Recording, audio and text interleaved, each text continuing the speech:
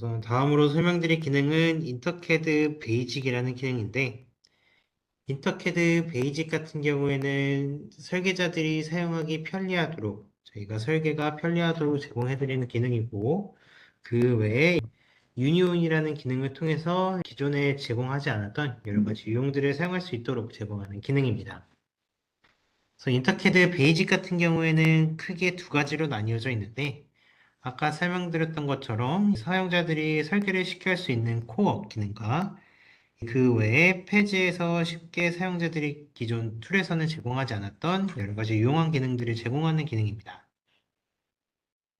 그래서 첫 번째로 인터캐드 베이직의 코어에 대해서 한번 설명을 드리겠습니다. 이제 코어 같은 경우에는 이런 오월캐드 캡처나 이런 곳에서 네트리스트를 추출하신 다음에 저희의 인터캐드 코어기라는 프로그램을 통해서 페이지를 통해 자동으로 부품을 배치하는 기능입니다.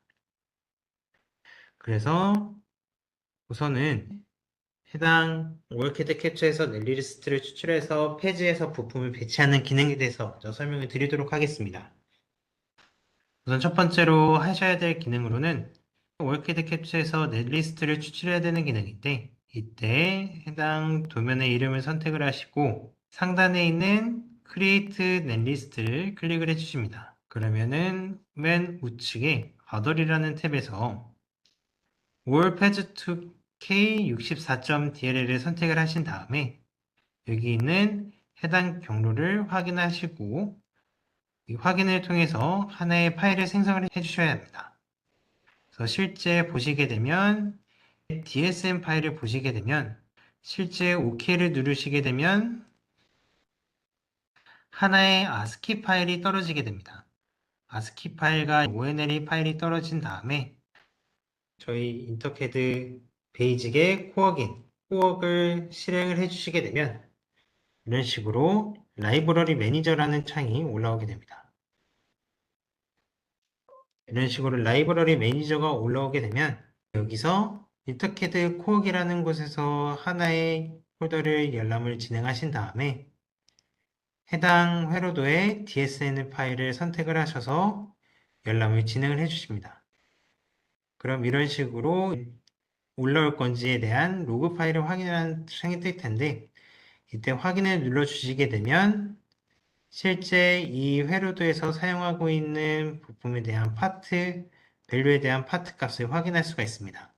이때 DSM 파일을 올리게 되면 이런 식으로 CNL이라는 파일이 생성이 되게 됩니다. 근데 만약에 이런 식으로 도면을 열었을 때 파트에 대한 정보가 올라오지 않는다 라고 하셨을 때는 파일의 리스토어 from 파일을 통해서 여기 보이시는 확장자의 CNL로 변경을 하시고 CNL이 저장된 경로에서 파일을 불러와서 올려주시게 되면 해당 회로도에서 사용했었던 파트에 대한 정보들이 올라오게 됩니다. 그리고 이때 만약에 내가 여기서 이런 식으로 동일한 부품이 있는데 이러한 동일 부품이 없다 라고 했을 때 간단하게 동일한 파트를 가지고 있는 부분에서 컨트롤 C를 눌러서 컨트롤 V를 눌러 복사를 진행하실 수도 있고 컨트롤 Z를 통해서 사용하거나 아니면은 여기 상단에 있는 라이브러리 매니저에서 파츠를 입력하고 여기 있는 부품을 선택을 하신 다음에 해당 파트를 더블 클릭을 해주시게 되면 해당 밸류에 대한 파트들을 입력하실 수가 있습니다. 그리고 이때 DRC 룰을 통해서 한번 체크를 진행을 해주시면 되는데 이때 워닝이 나와도 문제없이 배치가 되지만 만약에 에러가 있을 경우에는 이 에러를 해결하지 않는 이상 부품이 배치가 되지 않습니다. 그리고 이때 DRC 룰이 완성이 되게 되면 ECO를 클릭해 주십니다. 그럼 ECO를 누르게 되면 이런 식으로 17개의 부품이 배치가 됐다는 리스트들을 확인할 수가 있습니다. 그리고 이러한 사항들은 보시게 되면 2025년 11월 19일 몇 시 몇 분에 해당 부품이 추가됐다는 로그도 함께 확인할 수가 있습니다. 그럼 이 상태에서 제가 한번 부품을 선택해서 올려놓게 되면 이런 식으로 실제 제가 올려놨었던 현재 있는 여기 있었던 부품들에 대한 정보들이 패드로 자동으로 올라오는 모습을 확인하실 수가 있습니다.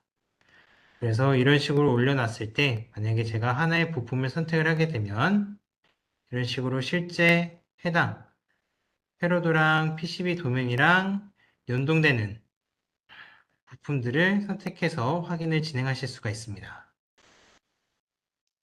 근데 이때 만약에 나는 여기 있는 이 부품을 이름을 변경을 해서 여기 있는 월캐드 캡처에 있는 이런 레퍼런스들도 변경을 하고 싶다라고 하시는 분들도 계실 겁니다.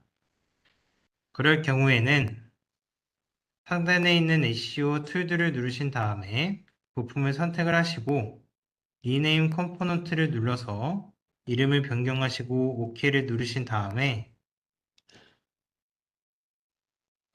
해당 파일에서 Back Annotate, Include Part Type을 누르시고 OK를 누르시게 되면 이 해당 경로에 수합 파일이 생기게 되게 됩니다.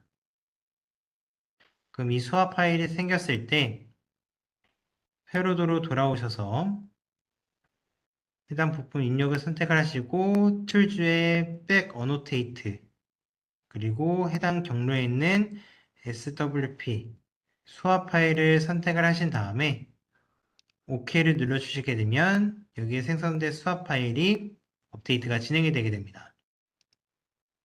이때 세이브를 한번 눌러주시고 실제 여기 변경된 부품을 클릭을 해주시게 되면 이런 식으로 OOCAD 캡처에 있는 레퍼런스가 변경이 진행이 되게 됩니다. 그래서 이러한 코어를 통해서 사용자들께서는 두 개의 회로도와 PCB 사이의 연동이 진행이 돼서 어떤 부분을 수정하거나 합쳤을 때 이런 식으로 ECO, 코어 기능을 통해서 이런 레퍼런스를 변경하거나 작업 쉽게 이런 레퍼런스 작업도 진행을 하실 수도 있습니다.